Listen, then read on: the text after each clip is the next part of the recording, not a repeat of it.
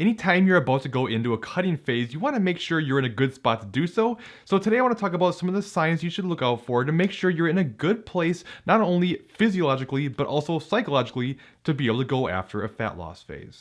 So at least from a physiological perspective, the most important thing is to make sure you're in a good spot metabolically. What I mean by this is you don't want to be someone who's dieting all the time, because this causes a lot of adaptations that makes your metabolism slow down, alters your hormones in a negative way, and makes it much more difficult to lose body fat. So if you're constantly yo-yo dieting, in and out of diets all the time, jumping right back into another cut is unlikely to yield much success and only cause further problems. And I know this can be difficult to hear, especially if you're not happy with your current shape and you want to lose some weight. However, it's important not only physiologically, but also psychologically to be okay with where you are right now, think big picture, and make sure you're setting yourself up for long-term success. So if you're someone who isn't a yo-yo dieter but finished a cut a while back, I recommend not going into a cut unless you've been out of a calorie deficit, as long as you were in a calorie deficit at the very minimum. And when I say minimum, this is where it can be a little dangerous. Your body may not respond well, and the more time you can give it, the better off you're going to be before diving in. So what I mean by that is, before, if you dieted for 4 months and you've been 4 months out of a diet, you might be in a good spot to do so, but you're better off taking more time, and I personally recommend going at least 2 times whenever possible to make sure you're in a good place. Now, if you're someone who's been a yo-yo dieter, constantly in and out all the time,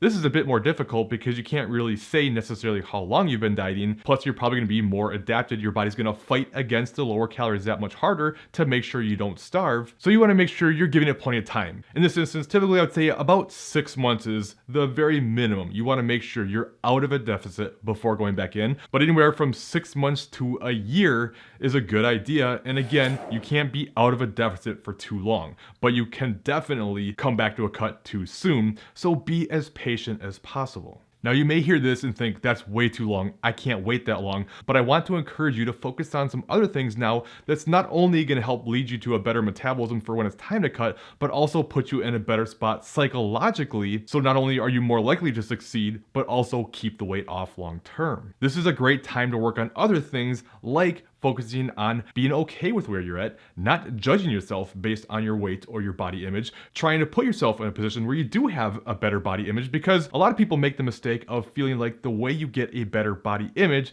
is by getting a better body, but that's not usually the case. In fact, a lot of the people I've noticed who have the worst body image are the people that you think would be the ones that have the best body image because they're in such great shape, but they're the ones that beat themselves up the most and never feel like anything's good enough. The other problem is, even if you do get to this better body and think this is going to be the thing that makes you happy, oftentimes you're so petrified of gaining any weight back that you're just miserable anyways, even if you have the better body. And what's the point of that if you're not even happy with it? So you want to create a healthy relationship with food and the process as a whole, as a lifestyle, prior to getting into a cut. Because if you go in and you look at foods as good or bad, right or wrong, and you feel bad or guilty when you have something that you enjoy, and you fall into the binging and restricting mentality, the chances of you succeeding during a cut is going to be that much less, because the all or nothing mentality is an absolute killer, and it's pretty much guaranteed you're not going to get there with that thought process. And not only that, is it's pretty hard to create a better relationship with food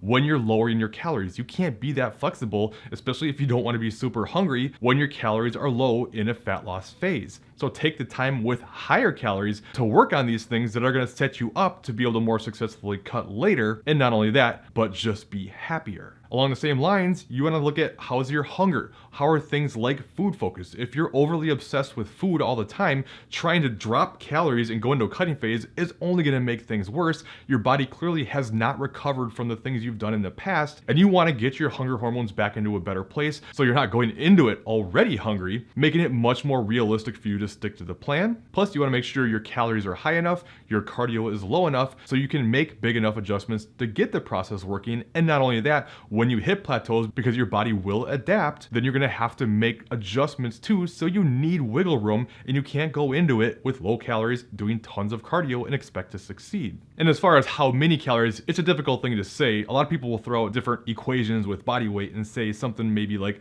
15 times body weight, which for a lot of people, sure, that's going to be great. But that also, I feel like, in my opinion, is more for leaner people who don't have a lot of weight to lose.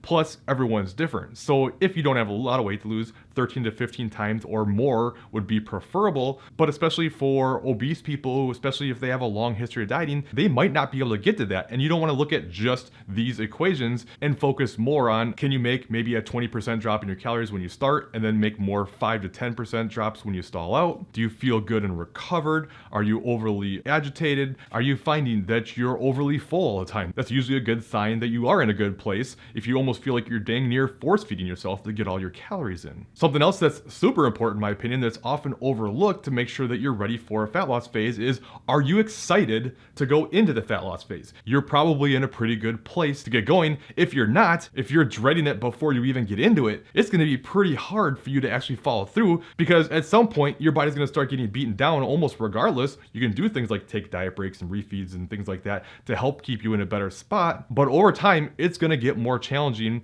and you're going to have to embrace the suck a bit more and do these more difficult things. But if you're going into it this way, to me the chances of going through an entire fat loss phase and getting there is pretty low, and at that point you're probably doing it because you feel like you should, not because you want to. Another thing to consider is, what does your life look like? Is it a good time to go into a cut? You know, there's not necessarily a great time. It's always going to be a challenge, but there are certainly times that are worse than others. And if you are going to be working, crazy hours and it's going to be very stressful. Right now, if you're watching this as a video gets released, we're coming up on the holiday season here. Not usually a great time for most people to be dieting. Why not take a little more time with higher calories? Go into that time of year with your metabolism better so you can enjoy more food, more flexibility. And then when you get through it, you're not only in a better spot physiologically to do so, but mentally it'll probably be easier to go through it too. Not everybody. Some people can go through the holidays and cut and be just fine. But you have to know yourself, and if a certain time or certain circumstances coming up is going to be a huge challenge for you, maybe you wait till you get on the other side of that before getting after it. Although I will say this, if you want it bad enough, like if it's really super important to you, you'll get through it. To me, that's a big difference between those who have really good success and those who don't. The people who do it, they get through almost any circumstance. It doesn't matter what it is. They just look at it as an obstacle that they need to get around, but they'll make it happen one way or another, versus other people who let any type of obstacle or challenge or anything be the reason why they can't do it. So know where you're at mentally with that as well. But circling back, one of the biggest things to me is you cannot have the binge restrict mentality if you want to have success. If you still have this and have not gotten over that behavior, there's no way that you should be going into a cut right now, because it's going to be a disaster and only make things worse. So you want to work on fixing that now. I do have a video you can check out up top here next that talks about some strategies you can take to get over the binge restrict mentality and put yourself in a position for long-term success to be healthy and happy. So check that out next. Otherwise, I think you'll like this bottom video instead. And I'll see you next time.